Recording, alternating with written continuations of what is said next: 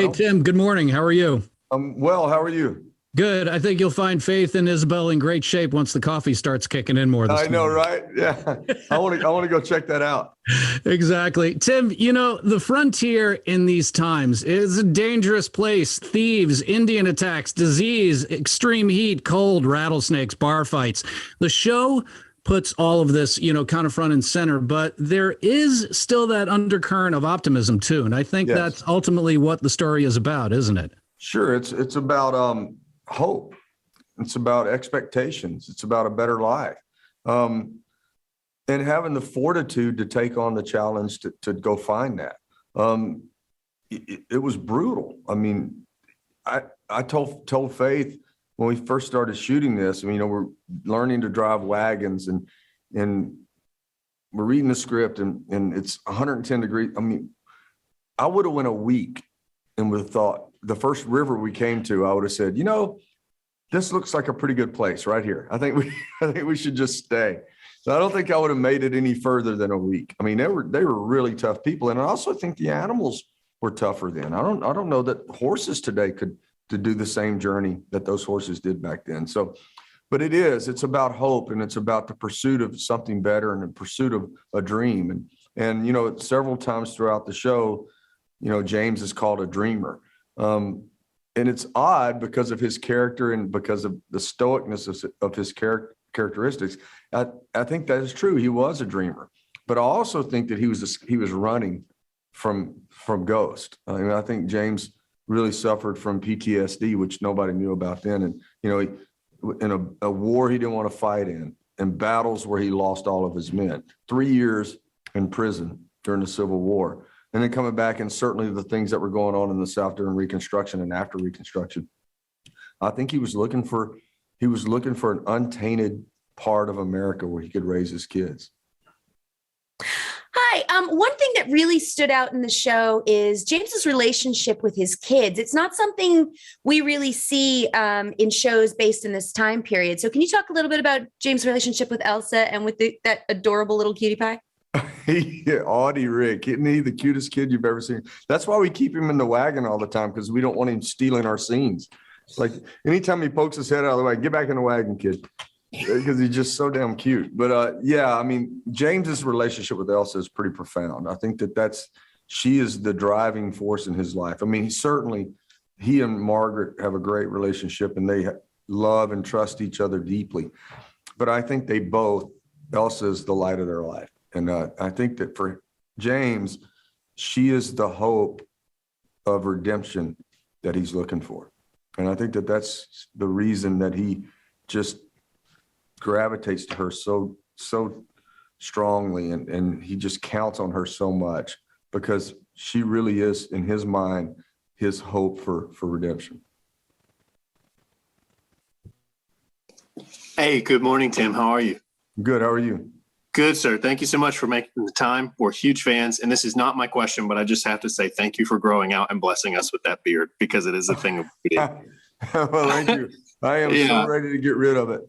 Are you really? Yeah. It's not your jam, huh? It's not my jam. And plus, you know, anybody that knows me, all my fans certainly know that my beard is gray. It's so new. Yeah. Yeah, mine's gray. So they know that the darkness in this beard is not the real deal. Yeah. And I like the gray better if I'm going to have a beard. It looks great both ways. What I wanted to ask you is, with John Dutton and everything in Yellowstone having such a huge presence in pop culture right now, everyone's so excited to see those parallels between James Dutton, his ancestor, and John with Kevin Costner's role. And I just wanted to ask, I asked Faith, your lovely wife, the same question. I think I stumped her. So I want to see if you kind of think about the things that are similar between your James and John Dutton down the line. Yes, I think if you're a Yellowstone fan and you watch the show, first off, I don't think you have to be a Yellowstone fan to watch this show. I think the show stands on its own, and you can not have ever seen Yellowstone, and you can watch this show and you completely get it. But I think it will make you want to watch Yellowstone if you haven't watched Yellowstone when you watch this. And I think if you are a Yellowstone fan, you'll want to see this because you'll want to see where did this fire and this stealiness and this love of family come from? Why is it so ingrained in this family? And I think you will see that with our characters. I think you'll see it with Isabel and Margaret. You'll see where some of Beth Dutton comes from. And I certainly think with James, with his love of family and determination to do anything for his family, regardless of the rules, regardless of what's right or wrong, regardless of what the world might think, he will do anything for his family. And I think you'll see that from James to Kevin. But Faith also likes to say that she thinks that since she's Kevin's great grandmother, that he looks more like her than he does me. Perfect. Thank you, sir. Hi, Tim. Hi there, how are you? I'm great. How are you? Well. Good. It's such a dream cast. When we first heard the casting announcements, I mean, honestly, it blew my mind. What is it like going toe to toe with Sam Elliott and Billy Bob Thornton and these actors? Oh, I'm telling you, first off, when we read the script, we knew we wanted to do it. I mean, and we wanted to do it together.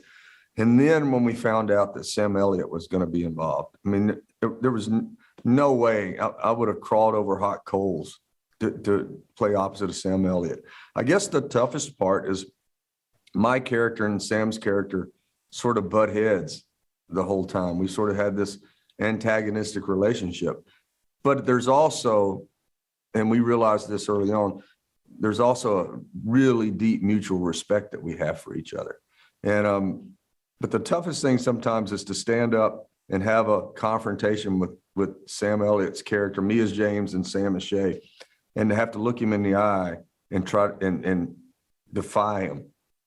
I mean, it sort of makes your knees go weak a little bit, because all you want to do is, so yes, at the end of the day, you just want to go, yes, sir. Yes, sir. Whatever you say. Yes, sir. And so that's the toughest part is to stay in character and really stand your ground, because Sam's such an intimidating figure. But at the same time, Sam himself is one of the nicest people I've ever met, most generous people I've ever met. Hi, Tim. How you doing this morning?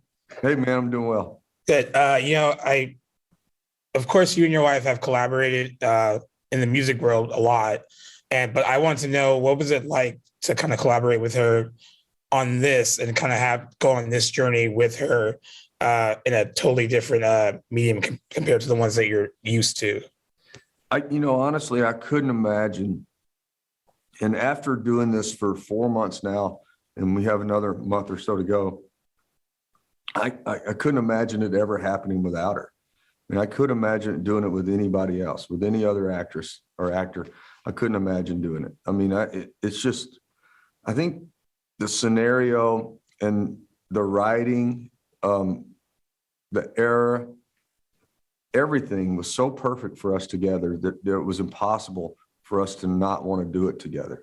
And I'm more than anything, I'm grateful that she wanted to do it. Because, we're working 6 days a week, 12 hours a day, sometimes longer than that. And I wouldn't be able to go home. And, and if she was home, she would be in the middle of doing things that she needed to do, and we wouldn't see each other. So we get to work together. I learned so much from watching her. I've learned how fantastic, she's done 2 movies in her career, and she's been great in both. But I've learned how fantastic she is and what a great actress she is and how generous she is. And I can tell you this, on set, she's like everyone's mom. I mean, she's the light on set for everybody. And she's the light in my life for sure. But I've gotten to see everybody else experience what I know about her, and which is pretty spectacular. Hello, Tim. Hi there, how are you? Good, thank you. All my questions that came up has already been answered, so I'm going to ask this one. Has there been any improvising during shooting? I mean, in this case, there's a lot of movement going on, it seems, the travel, a lot of hands-on, where you have to make adjustments, or maybe due to the weather?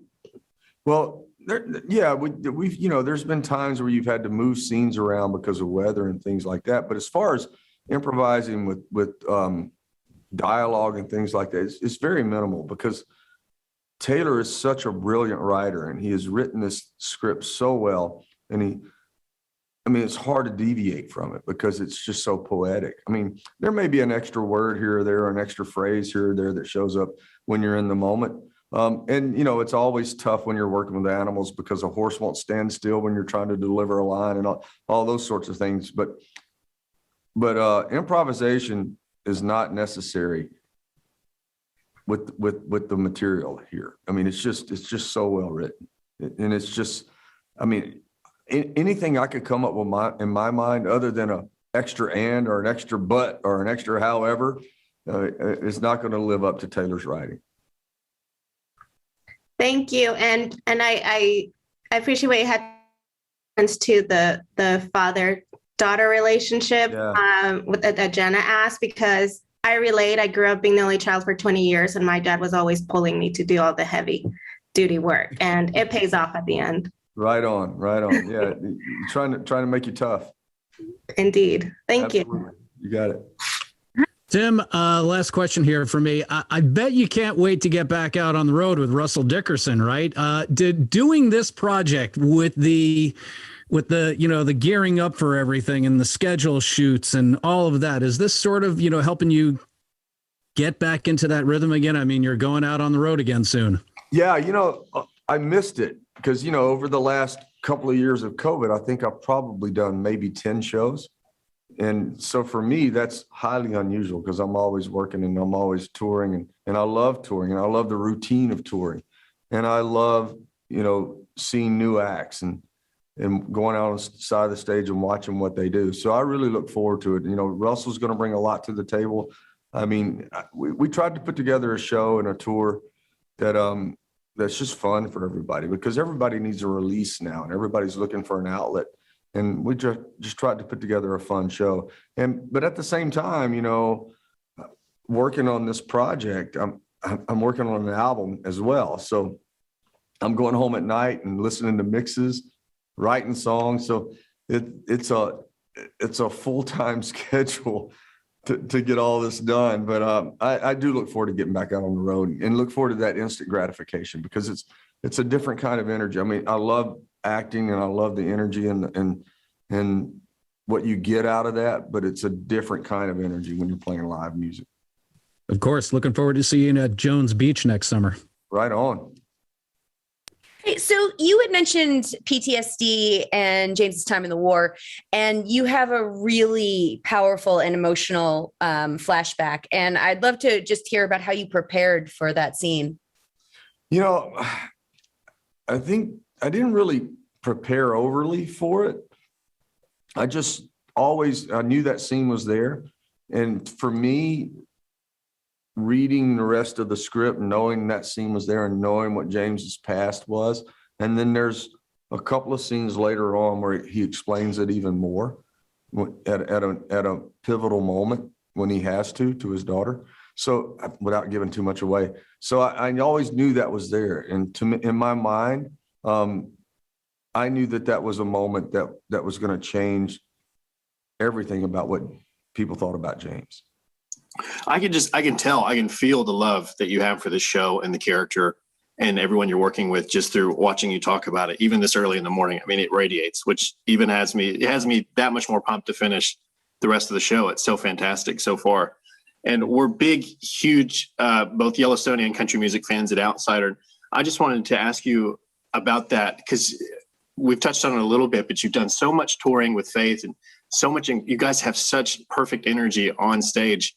But for you doing the albums and everything else that's going on right now, I mean, to be able to do a Western and pair that energy with both your music and, just kind of live that lifestyle that gave birth to the music that you've helped define. What is that? What have you found in that? Like what bleeds over from both for you now, having lived both parts of this life? It's full circle in a lot of ways. I grew up riding horses. I grew up, my stepdad was a cowboy, so I could ride before I could walk. So, and then at the same time, my stepdad cowboy was also a truck driver. So I spent my formative years from 3 to 7, 8 years old, horseback, herding cattle, and in an 18-wheeler listening to 8 tracks of Merle Haggard and George Jones. So that was, you can't get more country music than that.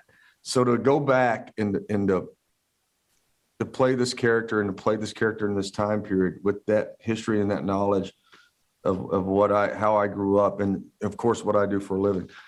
The greatest thing that's come out of this, other than my relationships with the actors, the beauty of the work and the profound growth for me as an actor, I find songs in everything that we do. Every day there's something that happens that I go home and write down, something that's going to end up being a song. So I think I get a lot of song ideas out of this.